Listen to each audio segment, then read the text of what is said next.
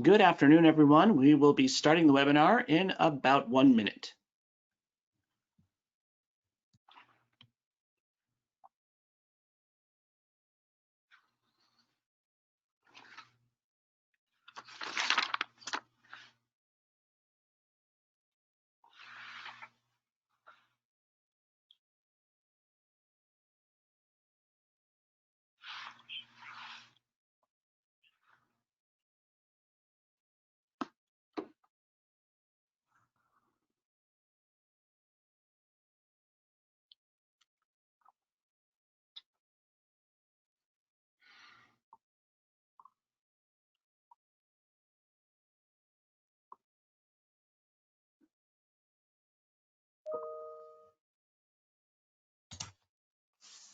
Good afternoon, everyone, and welcome to today's webinar. While the country continues to navigate a widespread pandemic and just coming off the heels of a historic election, there are many questions that have surfaced as to the new way forward for the country, and particularly for cooperatives. With a high probability of a new administration, today we will be discussing cooperative policy and the role it should play. I'm John Torres with NCBA CLUSA, and we are delighted to have you with us. Before we get started, I have just a few housekeeping notes. Today's webinar will run for about 60 minutes. Participants' audio will be muted for the duration of the webinar. If you have a question, please type it into the question box located in your GoToWebinar control panel. We'll be monitoring the questions throughout the presentation, and we'll do our best to get to as many of them as possible during the question and answer portion. Now, this webinar is being recorded, and the recording will be shared via email over the next couple of days. Now, to get things going, I'll turn it over to our moderator, NCBA CLUSA's President and CEO, Doug O'Brien. Hey, Doug. Good afternoon, everybody. Good morning for those on the West Coast. It's really good to be with you today. Obviously, we are in a time of transition from the election that occurred and is, basically has been completed. And as we look forward into the next Congress and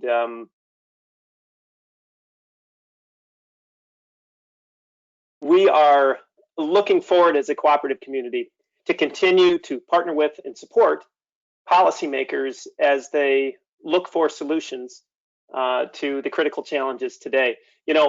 What was true before the election and what's true today, and almost certainly what will be true into 2021, is that this country is facing some generational challenges.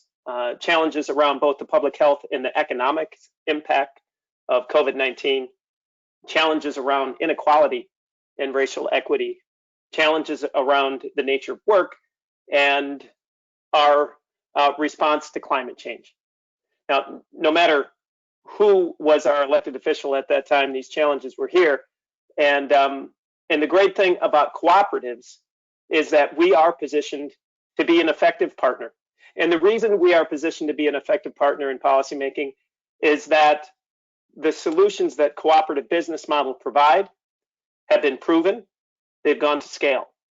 We know that cooperatives empower people in their businesses and in their communities. And it is just these kinds of strategies that policymakers will be looking for as they move into 2021 and beyond. So the reason we brought this fantastic group of people together to talk is to kind of orient us on some of the priorities for the cooperative business model, or for the cooperative community, and some of the opportunities that cooperatives can lend. Another great thing about cooperatives is that across the broad spectrum, we're known to have a very good relationship across the aisles, across the partisan spectrum, and it looks like that's exactly what will be needed to get some effective solutions and get some things done in 2021 and beyond. So who we have today is Kate LaTour, our very own Director of Government Relations here at NCBA CLUSA.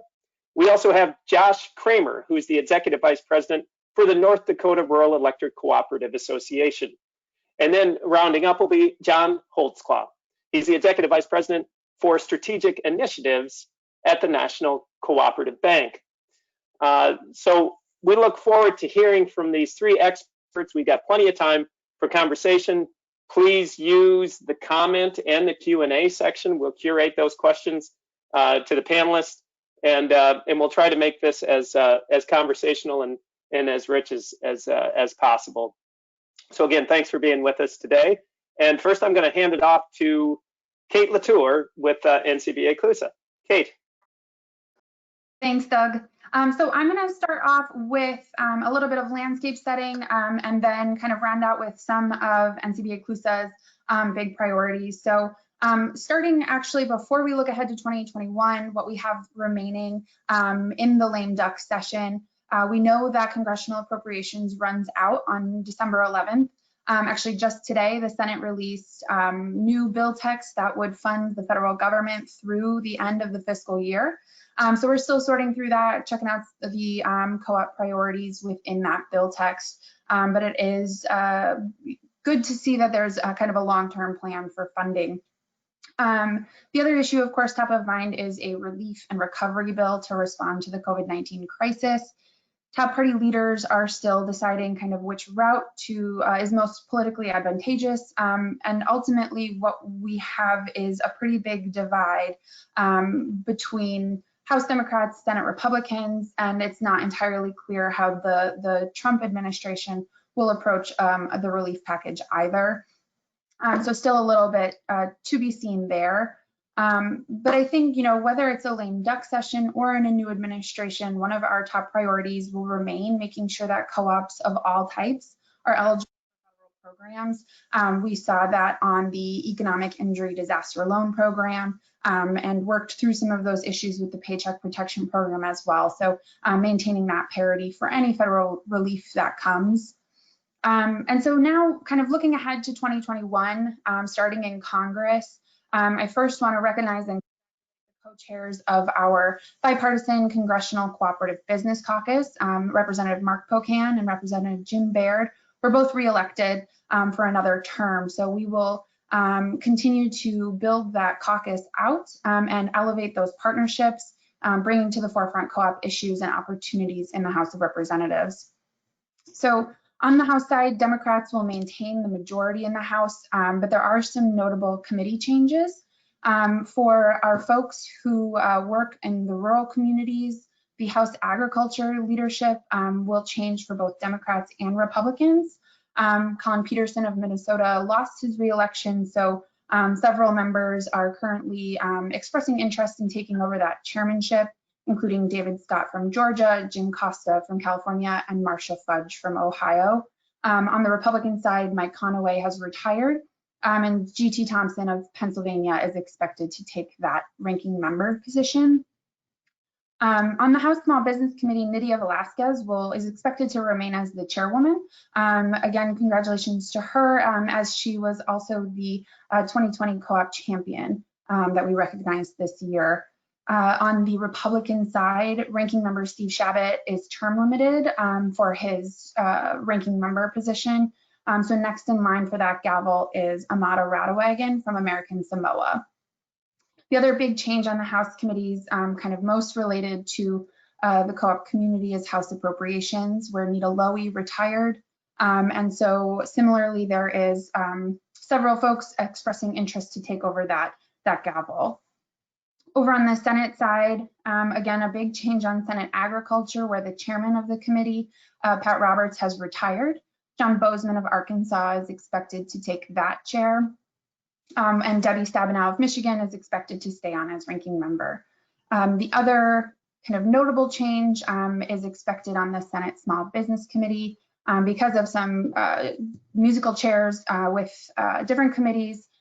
Marco Rubio is expected to take a different position, which would leave Rand Paul or Tim Scott to replace that chairmanship. And so, I will caveat the Senate changes with the understanding that there is now 2 Georgia Senate runoffs expected in January. So that will impact kind of the balance of how many seats each party gets on committees. and potentially who has the majority. So I don't want to steal thunder from Josh and John, who I know will get a little bit more in depth, and I can follow up during the question and answer, but I did just want to outline some of NCBA CLUSA's top priorities, which always in partnership with our friends in the co-op community is defending the tax treatment of co-ops. It's expected that there will be some changes to the tax code to try to kind of find that new revenue and create new spending opportunities. And we're all really well connected and committed to that issue. The second issue that if you're on this call, you're likely familiar with the issue around SBA financing and really finding a resolution to that personal guarantee issue. Next, we're going to be increasing our focus on technical assistance opportunities, both increasing funding in rural communities as well as creating new opportunities for technical assistance in non-rural communities. And that is for worker co-ops, consumer co-ops, purchasing co-ops, and beyond. In addition, we're also really excited to be supporting our friends at the Federation of Southern Cooperatives to establish a lending institution to support the credit needs of Black farmers and ranchers. And then lastly, on the domestic side, as the pandemic wages on, the housing crisis of our country is deepening. And we're really going to be focusing on creating greater opportunity for housing co-ops to build housing security to improve housing security for low-income folks across the country. And then I just did want to note internationally, our work at NCBA CLUSA remains committed to using co-ops for democracy building, improving resilience, and reducing hunger. And, you know, as the pandemic rages in the United States, so too does it across the world, and these efforts are more important than ever. So more broadly speaking, we really just want to ensure that policymakers are turning to co-ops to help solve these big challenges, especially around racial inequality, economic recovery, as well as increasing institutional support at federal agencies, including staffing, to really meet the demands where co-ops can help be a big part of these solutions. So again, I wanted to kind of keep it a little bit top line for my remarks to start out. So I'll turn it back to Doug for now, and then look forward to answering some questions later. Thank you, Kate. I think that's a great overview of what we're looking at NCBA CLUSA, and I think on how co-ops can be, you know, relevant and provide some real strategies and solutions for policymakers as they look at 2021. I'm excited to turn it over to Josh Kramer, again, the Executive Vice President of North Dakota Rural Electric Cooperative Association. Josh can lend us a fantastic perspective of not only RECs, but kind of cooperatives in the rural space at this unique time. So Josh, thanks so much for being with us. You bet, and thanks for allowing me to be on today, because I just love this organization so much, because it does what I think we all need to do more of, and it bridges, you know, urban cooperatives and rural cooperatives. And you know, thank you for the opportunity to kind of to talk about what we're seeing here on the ground and what our priorities are. Always, I shouldn't say, you know, this next administration, I think it's, you know, our priorities remain pretty similar during this from the current administration. But, you know, obviously we're like you, our biggest concern right now is what sort of lasting impact is the pandemic going to have on the people we serve, not just our cooperatives, but the members of these cooperatives. We're you know, we need to address the health of our communities. Concern for community is always going to be important to us. So you know, that's you know, upfront on as far as what priorities, no matter what administration is, we need to take control of the pandemic situation. And we're seeing some spikes, some real drastic spikes here in rural America and in my state in particular, North Dakota. Our statewide trade association, we represent North Dakota's electric cooperatives, but we also operate a development center, a cooperative development center. And some of you on the phone may know Lori Sapu. She's our director. She's not able to be on today, but for many years she's kind of led the effort of our cooperative development in North Dakota, and we've seen some great success from it. But the impacts that the pandemic is going to have on agriculture and energy, on rural health, on mental health of the citizens of our rural communities, those are very important, and that kind of bridges our job as a advocate for cooperatives as a trade association, but also our job as spearheading the cooperative development efforts. We need to make sure that our communities are strong, and we're going to continue to advocate for that. Community development is extremely important to what we do. It's what we do as electric cooperatives. We want to make sure that our people are healthy and that they have the amenities they need to live in rural communities. So quality of life is always going to be up front for us. I think as we kind of move into the next Congress, looking at, aside from just the pandemic relief, but the need to continue to invest in rural infrastructure is going to be a priority for us, in electrical infrastructure and transmission infrastructure, but also in things such as housing, roads, everything that makes a community tick. We need to keep focus on, and we ask all of you to for your support as we kind of move forward with any infrastructure plan, that we make sure that those things that connect rural to urban are maintained, because they're so essential. One of the things I can really speak to in North Dakota is the importance of broadband. In North Dakota, we've been very well positioned. We have roughly 95% of our population. In North Dakota is a rural state, and a lot of our communities are considered frontier communities. But we have 95% who have access to high-speed broadband. We're very thankful for that, especially during this pandemic. It showed how essential rural broadband is. And not every rural state can say the same, but I think in North Dakota, we have a number of rural telephone cooperatives who really did a great job in taking advantage of the previous stimulus opportunities during the Recovery Act. They were able to build out a lot of the broadband that we're utilizing today, and it just shows that we might not always see the direct impact or the immediate impact of the investment in infrastructure, but it's essential. And I'm hoping that as we move into the next Congress, we can move forward with a very substantial infrastructure package. Aside from that, looking at the work of our development center, we're really thankful for Senator John Hoeven, who I know is a huge supporter of cooperatives. We have a great relationship with him, and he's been an advocate as in his position on the Senate Ag Appropriations Committee for a number of things that are important to us as electric cooperatives. For one, we're really working hard to try to, as a response to some of the pandemic relief, to try to allow for the refinancing or the repricing of rural utility service debt, which a number of cooperatives across the country have, to be able to refinance that as today's low interest rates would do a lot in helping us to maintain our existing infrastructure and building out other infrastructure. But also Senator Hoeven and I know many of you in this call advocate for the expansion of Rural Cooperative Development Grant. That's what has helped fund our organization for many years, so we can continue to do the work that we do. Some of the most recent work that we've done in North Dakota has been focused on helping rural grocery stores, remain viable in rural communities, which was hard. It's getting harder and harder to do. And I think this pandemic, emphasized the need to make sure that we have rural access to food all the time. And we've really been leading that effort in our state, and our legislature has even taken notice of the work and the importance of that.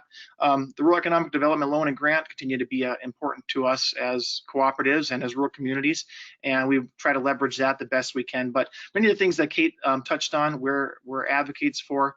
And again, I want to I'll probably stop there and ask for questions after our next speaker.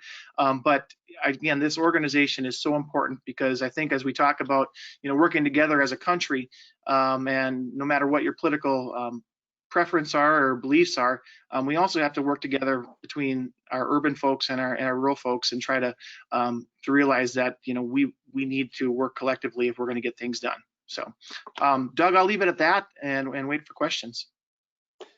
Josh, I think that's really well put. We and appreciate your perspective from North Dakota. I think it's fairly representative for the rural geography, but the work that Josh, you and Lori and your team there in North Dakota do is also exemplary, and particularly kind of leveraging, some of the assets from your cooperative community, and always looking for that opportunity to serve and to use that cooperative business model, and I think grocery stores are a great example. I do want to remind people that we are taking, questions and comments. Please use the comments section, and we'll curate those, and we'll be able to have a conversation with the panel as soon as we get to hear from John Holdsclaw, who is I think John is on, who's the Executive Vice President for Strategic Initiatives at the National Co-op Bank. And John, go ahead and turn your camera on. I know that there was a little bit of trouble in your joining us, so I just want to make sure that the technology is being friendly to you and to the cooperative community today. There he is. All right, and you're muted, I think, John.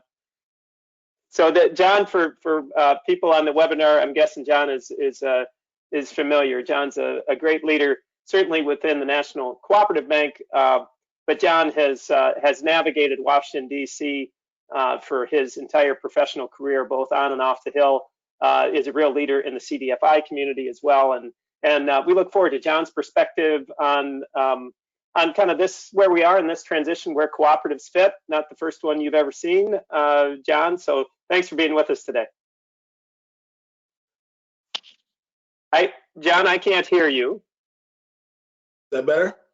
There you go. We got you. Awesome. Sorry Thanks, for man. the technology snafus. You go from all of these different venues and you get a little crazy. But on behalf of Charles Snyder, our CEO, I definitely bring greetings from the National Cooperative Bank. And I would be remiss if I didn't say that while I am the messenger today, that my teammate Ariel Condra, who's a part of the Strategic Initiatives team, is really the one that carries most of our advocacy water, along with Kate at NCBA. They're definitely partners in advocacy there. But thank you for having me here today. I mean, obviously, Joshua hit on a lot of touch points that I was thinking about, but at the same time, as a financial institution, obviously, that is a co-op, we're looking at various things. I mean, Kate gave a great overview in the beginning of some of the committee chairs and whatnot. And so while she mentioned the ag and she mentioned appropriations, we're also looking at, as a bank, obviously, financial services of Chairwoman Waters and her continuing agenda, as well as there's going to be some shuffling at the subcommittee level with, I think,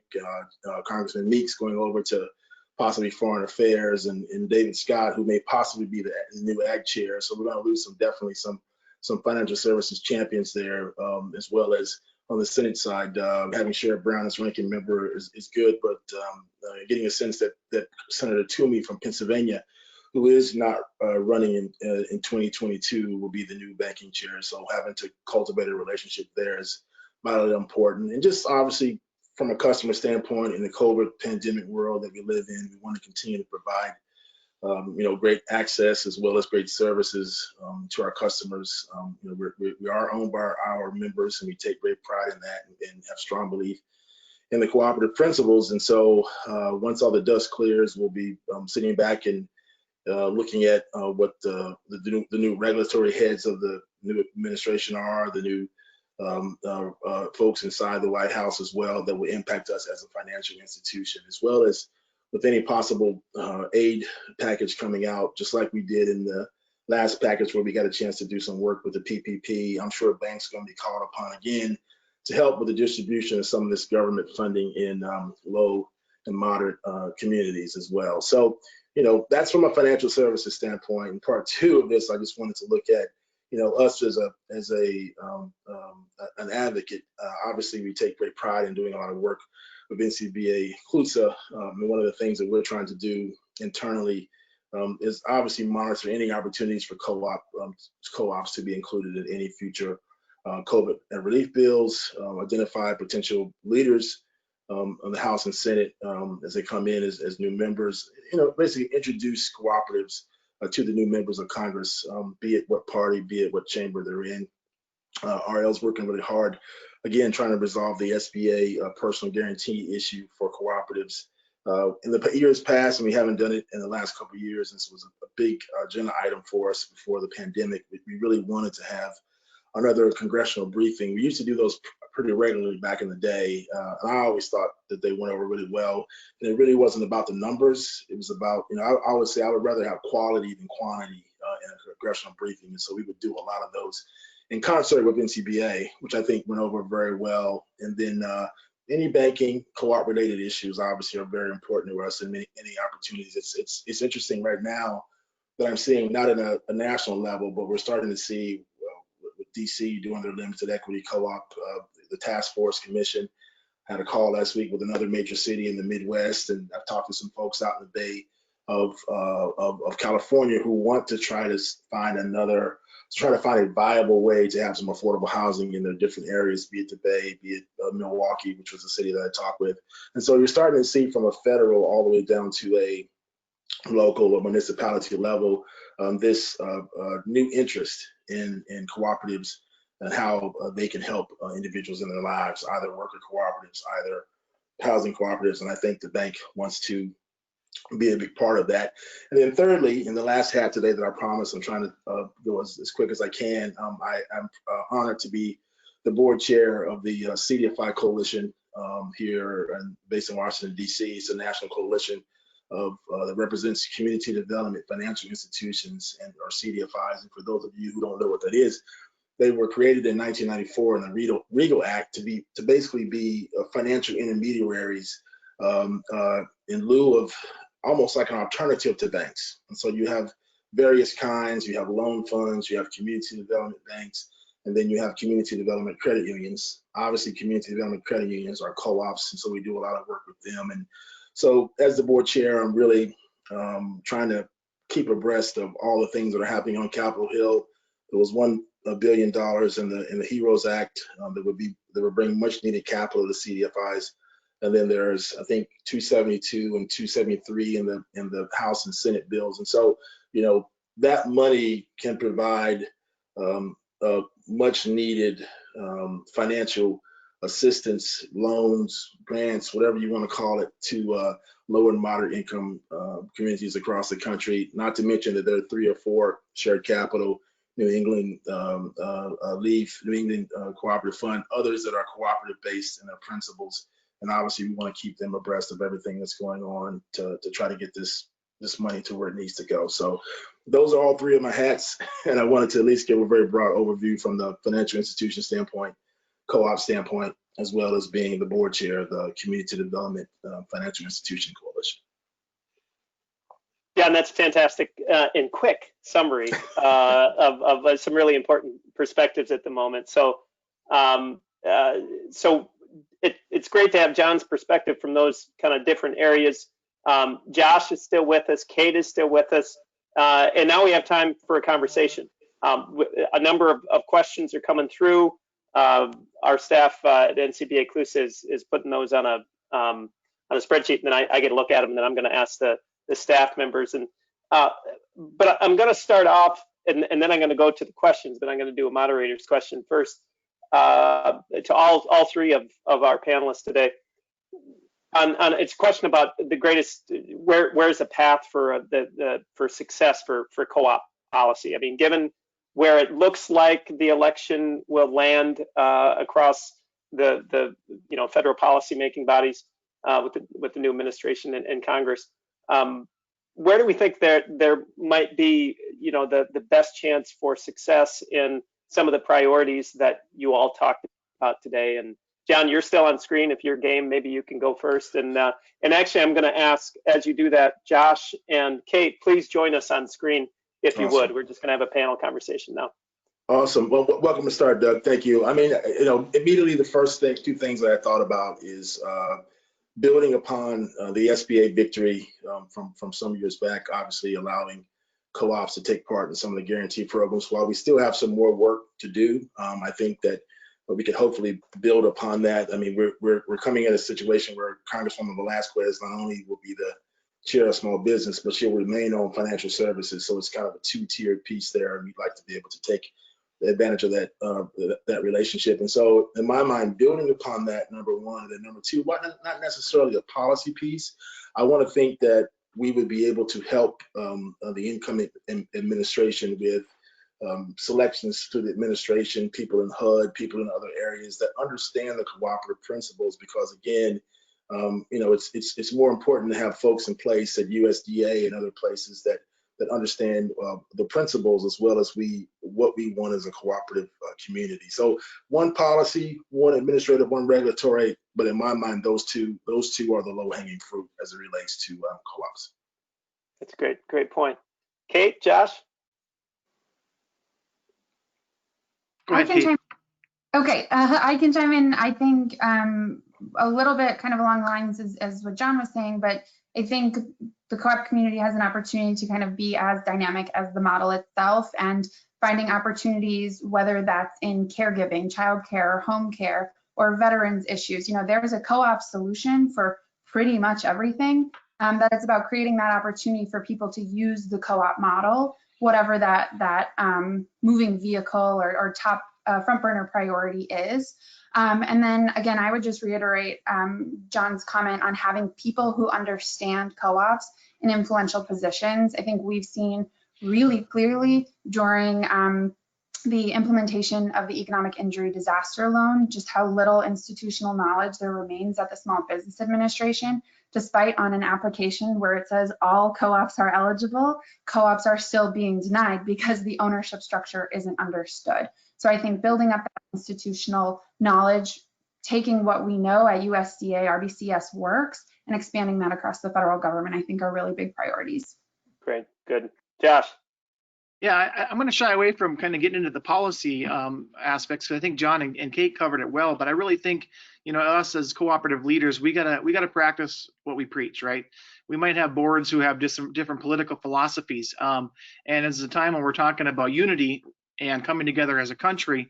I still see, and especially in a community in a rural state like North Dakota, it's sometimes hard for people to grasp that and to say, oh, you know what, I might have to compromise. I might have to put kind of, those die-hard issues aside and work to compromise. So I think often we like to blame Congress for inaction, but I think we as a society allow it to happen, right? When we're not willing to compromise on our own. So I think we all got to be willing to give a little and really perform on those cooperative principles. And I also think there's going to be a new interest in cooperative development. I mean, from those long-standing institutions like electric cooperatives.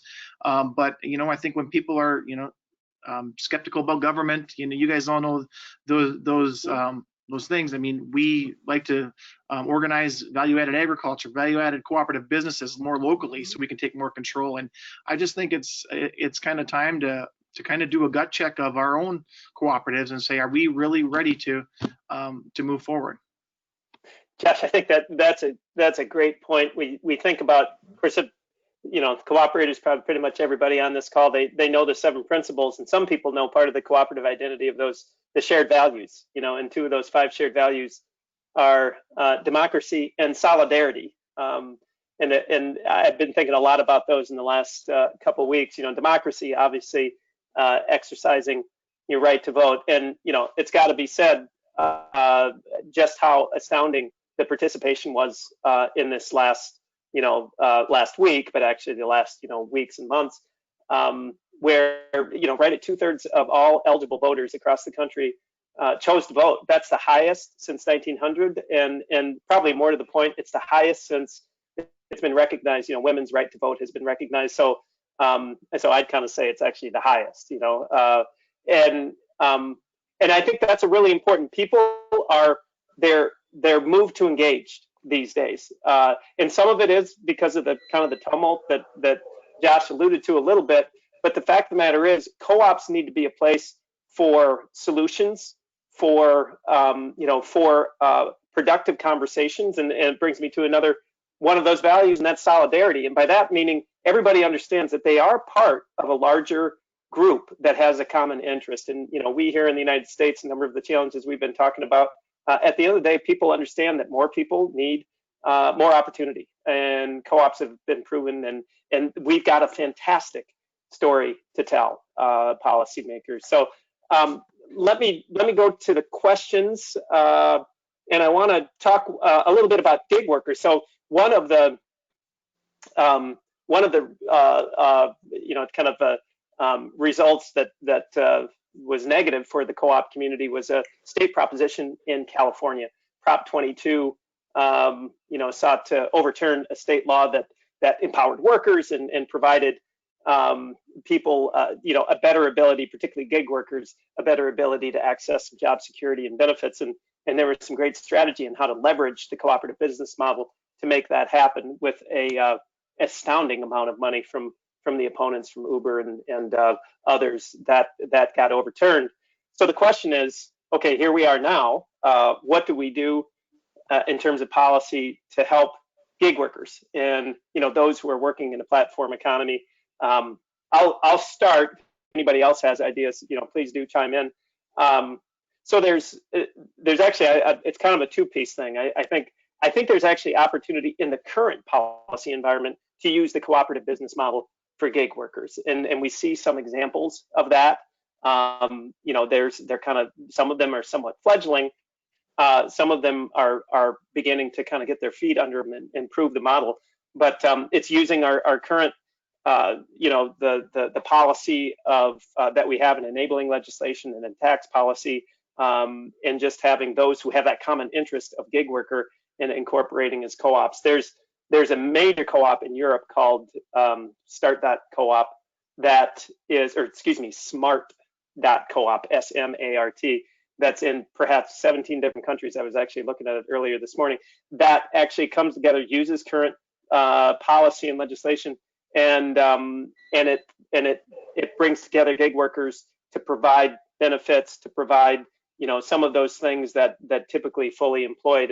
And I think there's a real model there for us to look at, and we may need to tweak some of our federal or state policy to make sure that works. But there's been efforts in the past, and people are talking about that again. I think now the Prop 22 has gone at looking at cooperatives, in terms of accessing benefits for workers and employees, and yet another example of how COVID has put something under focus and accelerated a dynamic. I think answering those questions on the needs for gig workers will be high on the priority list for policymakers. I'm not sure if anybody else has any thoughts about that.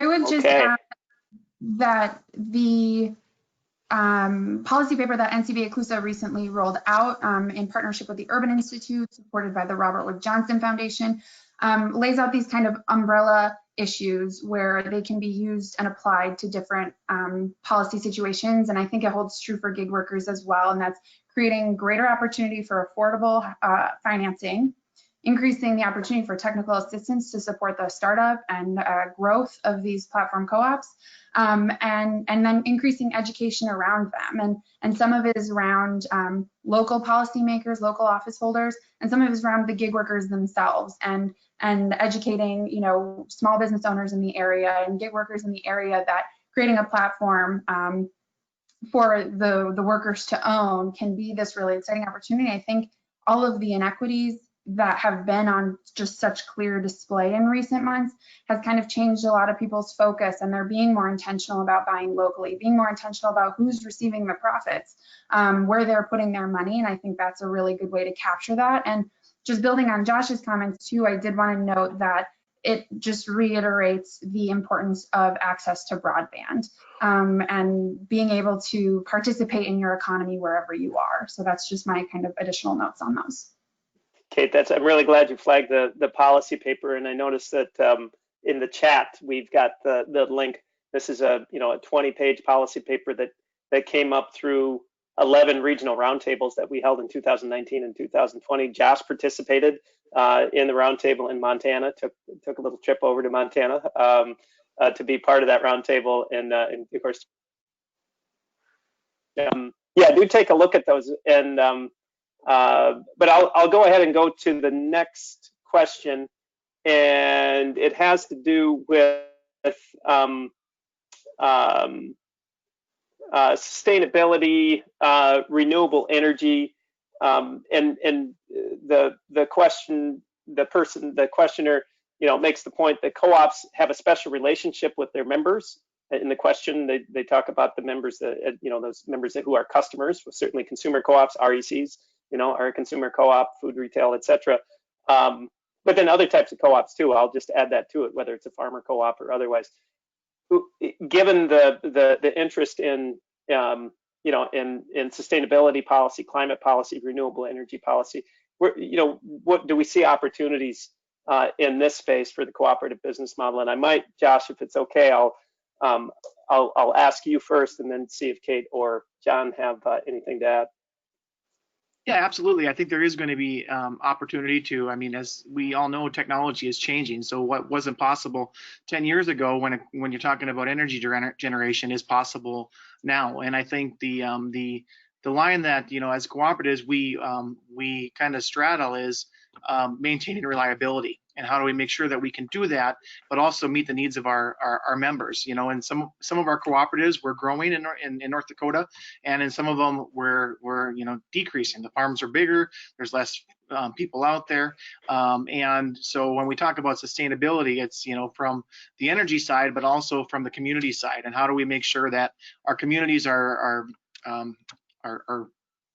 enabled to be able to attract people to live there, to keep people living there. But I do think there's going to be some opportunities, because I think a lot has changed in the perspective of cooperative leaders in the past half a decade. Yeah, thanks, Josh. I don't know if does anybody else? Yeah, go ahead, Josh. Yeah, and Doug, I wanted to add on. The bank for years has financed renewable energy.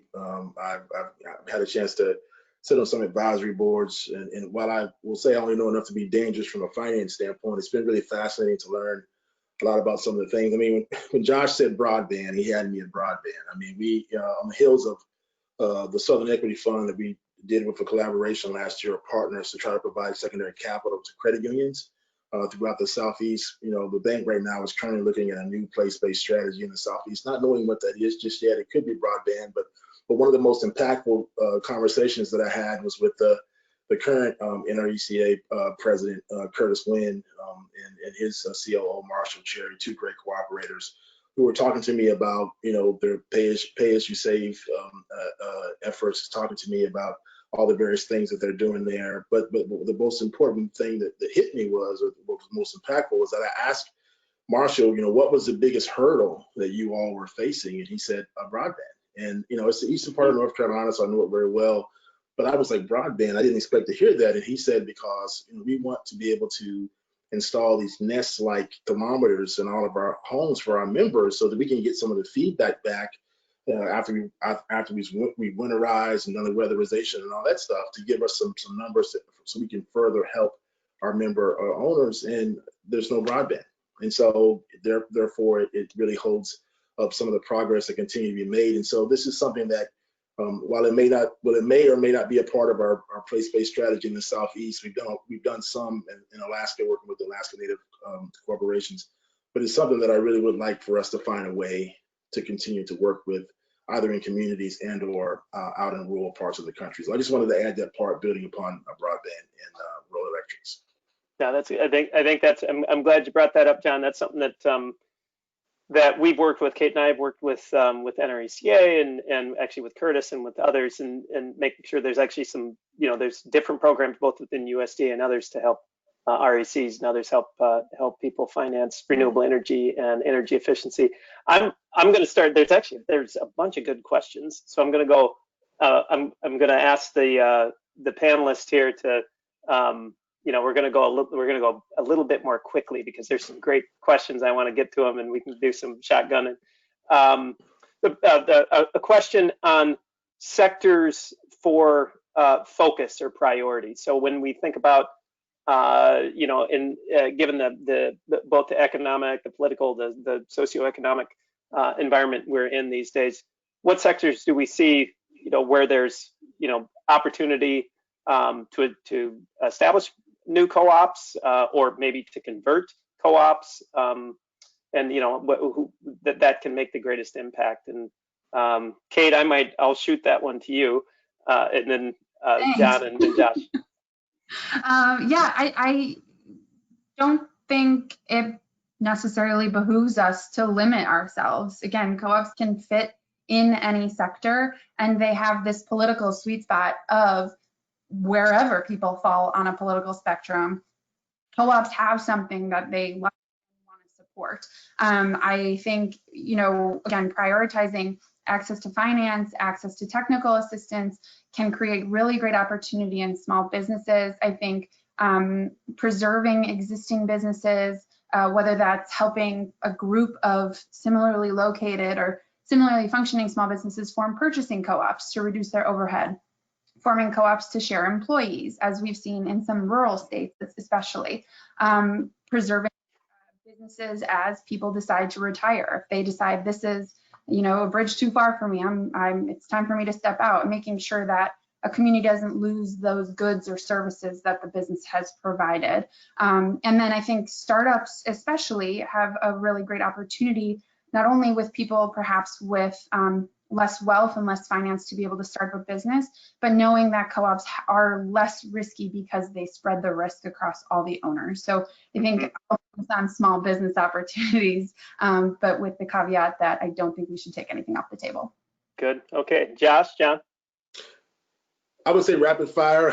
I would say, especially in this pandemic world that we live in right now, you know, because the country could be facing this eviction tsunami. I think access to affordable housing, be it limited equity cooperative housing, could be huge. I have a good friend of mine, a grad school classmate of mine, who lives off the U Street corridor in DC, and her and her daughter pay $534 a month for this 2-bedroom place that they live in. And I couldn't rent a closet in Northwest DC off of U Street for $534. But again, it provides her and her daughter an opportunity to have a safe home that's affordable, that they can live in. And then lastly, as the son of an aging parent and whatnot, you know, home health care, and you said it earlier, Kate, child care. I've seen a lot of my neighbors who struggle with that right now. And while they may not be the most publicized co-ops that you hear from, I think that they could probably have the most impact in this continued pandemic world that we live in. So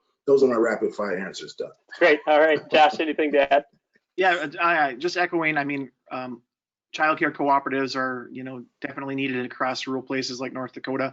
I see some opportunities in value-added agriculture, also home healthcare cooperatives in our state, and the distribution cooperatives. I think a lot of the work that our development center has done in identifying the needs of rural grocers, bringing them together. I think much of the savings that can be had is in regard to distribution and finding better ways to get food to people. Yeah, that's great. That's great. Thank you. So a question on state level policy. We've been, you know, pretty much, if not expressly, sort of implied we're talking about a federal conversation, but of course, state policy, and I'm just going to add municipal or local policy. We know that, you know, over the last, you know, perhaps 5 years, maybe a little bit longer, that a number of local leaders are also interested in co-ops. You know, any comment on where some opportunity, or maybe we need to focus on the state or municipal level? I'll start and just mention the basics, you know, enabling legislation. And, you know, we know that while a number of states have decent co-op enabling legislation, there's a bunch of states that have that really have nothing for the vast majority of types of cooperatives. That's something at NCBA CLUSA we're always looking to support. You know, we have engaged in different state conversations in the last few years, and look forward to continuing to partner with state advocates to do more of that in the future. But I'm not sure if folks have thoughts about state or municipal or local opportunities. I don't have anything, you know, specific, but I do feel strongly that there are tremendous opportunities there for us on the state and municipality level. Obviously, you know, I just think that as more and more states face these deficits and things that are coming up, that they have to find alternatives to get out of it. And I think with the rise of some of the municipalities that have reached out to us around housing, I mean, there is this need. I mean, and if there's not, you know, the Milwaukee, you know, is now, you know, putting millions of dollars, you know, toward affordable housing, and they want cooperative housing to be a part of that. I mean, that doesn't happen all the time. And so, you know, we'd be remiss if we didn't try to position ourselves there to help them along the way, and in some cases maybe provide them with a financing opportunity. But I just feel like you said, it's some place where it may be hard from a manpower or a resources standpoint. It's something that we need to keep definitely in our purview. Yeah, Kate, anything to add? Yeah, I think tapping into existing pots of money is a really good opportunity. Like the community development grant is an incredibly flexible program. States set kind of a broad agenda over the course of 5 years that they kind of carry out and report on progress. And a lot of times, and I think we should work on explicitly including co-ops in the future, but a lot of times co-ops will fit in those goals that they've set out. And so working on with your state and local officials, working with the municipalities who get that funding, and having, you know, the working to make co-ops more at the forefront of those solutions. Kate, I think that's a great example, and that's a real mixture of it. It's federal dollars, but it's really state policy that sets those priorities, and perhaps a huge untapped potential for co-op development. So I think that's a great point. I think I got time for 2 more questions, and ask one more quick one from the audience, and I have one of my own. Great questions. Thank you, everybody, for putting those in. But it has to do with workforce development. And you know, we alluded a little bit to the nature of work, and yet another sort of COVID, you know, kind of crunch is there are certain sectors that have been hit real hard, and people are out of work, and maybe those jobs aren't coming back. Any thoughts about how to use the cooperative business model, you know, in the realm of workforce development, or, you know, or perhaps helping people create new jobs or create new small businesses with the cooperative business model? I mean, I'll start a little bit as at the Department of Labor. Over the last few years, we've had just, you know, a little bit of conversation, but this is the kind of work that we're interested in working at NCBA CLUSA, working through the interagency co-op development working group, and leveraging our relationships through USDA and reaching like the Department of Labor, which another example of major federal resources that flow down into the state or local municipalities, and how can you affect the priorities in the way they do that? So through the, you know, the worker investment boards and other places, how do you make sure that co-ops are on the workforce development agenda? I don't know if anybody else has anything to add. Well, it's okay. Go ahead, please, Doug. I mean, I think cooperative development and community development are aligned, especially when you're looking at a rural state like North Dakota, making sure that we have access to, you know, those amenities, healthcare, education, the things that people need for quality of life. I think one of the things we've been talking a lot about, and not that, you know, we want to see folks leave urban areas, but I think as a result of the pandemic, we're probably going to see people want to spread out a little bit, right? So, you know, are communities ready to take them in and to include them in the community? So, you know, how do we be aware of some of the migration trends of people from urban areas to rural places and capitalize on it? That's a great point, Josh. Thanks for bringing that up. So we are. This is going to be the last question, and it's about tactics. So fantastic set of ideas. I think we've laid out, you know, the case that co-ops are very well positioned to help bring policy solutions to some of these great challenges that we have. But how do we get it done? You know, we've got a seasoned group of advocates here. What are some of the key tactics? How do we move to action to make sure that we can see some of these ideas, you know, actually in policy, in law, in regulation?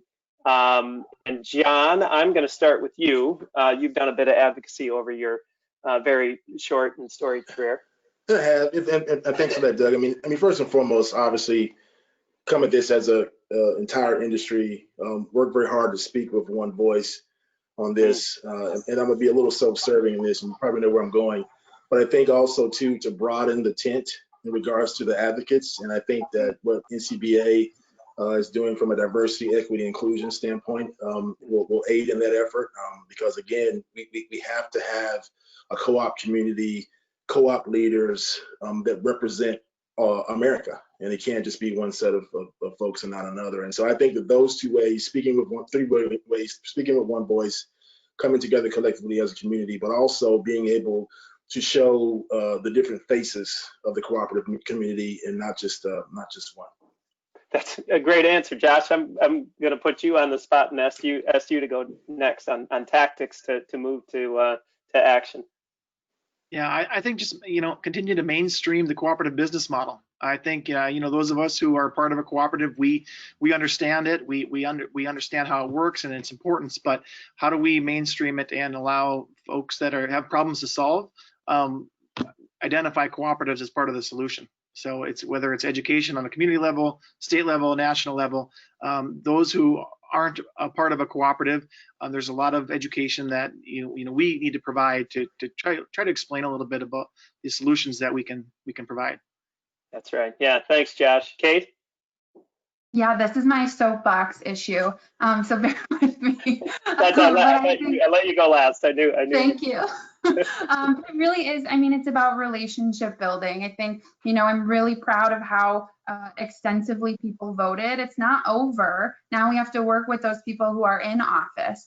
And I think that starts with telling your co-op story, whether you're in a housing co-op or if you're at a credit union. What is the story? What does your co-op bring to your community? How is it bettering your community? Whether that's in the form of stories or data. I also really want to thank, there's been a number of co-ops that have invited their members of Congress to see their co-op and have subsequently joined the Cooperative Business Caucus. I think that's awesome. You get to show off how great your co-op is and get, this kind of tangible commitment out of it. And then just echoing also what John mentioned of working with like-minded groups and getting a little bit outside of our co-op tent and bringing more people in, whether that's from a DEI perspective, a community development perspective. I know actually in December of last year, I was on a panel with Lori from North Dakota with the Western Governors Association. We've never worked with the Western Governors Association, but subsequently we got a report from them that has co-ops all over it and advocating for co-ops as a solution to food security, housing security, economic development. And this is from reaching out and building those relationships. So I would encourage people to write to their members of Congress, their mayors, their governors. I think there's really an opportunity in bridging that gap of understanding of the many ways that co-ops can serve communities. There you go. Thank you, Kate. I think that's a really good wrap up on how we can move to action and working together. John said it at the top. You've got examples of association, a state-based association that focuses on a sector, but really does reach out and practice Principle 6 with Josh. John Holtzclaw at the National Cooperative Bank that works across so many different sectors, and John himself, who's active leader in many of these sectors. And then Kate and I, we have the great privilege to work and team up with the entire cooperative community. So be part of your associations that are relevant. So please do, be part of NCBA CLUSA, be part of your state rural electric cooperative association, and be part of that ecosystem. At the end of the day, that's how we'll get it done. I'm just going to refer back very quickly to what happened at the beginning of COVID. It was astounding how much the sectors came together. Within about a week, we had, I'm not going to remember the exact number, I think we did a sign-on letter that we turned around in about 24 hours with these CEOs from credit unions, worker, RECs, across the board, from the bank, but making sure that all co-ops would be included in the relief packages. And we were terrifically effective as a community. We need to look at that, and look at how we can leverage each other's assets, relationships, and stories to move the entire cooperative community forward. And the reason is so we can serve the communities, we can serve the members, in new ways, in more effective ways. So with that, everybody, fantastic conversation. Thank you so much, John and Josh and Kate. Thank you. Please let Kate and I know here at NCBA CLUSA how we can help and partner with you on our efforts into this new Congress, administration, state legislature, et cetera. Everybody be safe, and we'll see you down the road. Thank you. Thank you.